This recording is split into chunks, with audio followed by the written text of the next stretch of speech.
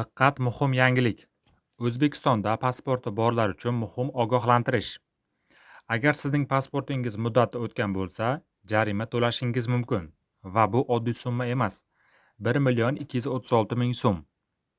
Ko'pchilik bunga e'tibor bermaydi, lekin qonunga ko'ra hujjat doim amal qilish muddatida bo'lishi shart.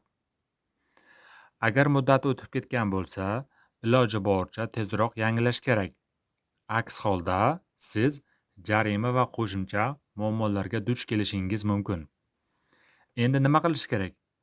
Yaqin hududingizdagi pasport stoliga murojaat qiling va hujjatingizni yangilab oling va yangi ID kartani oling.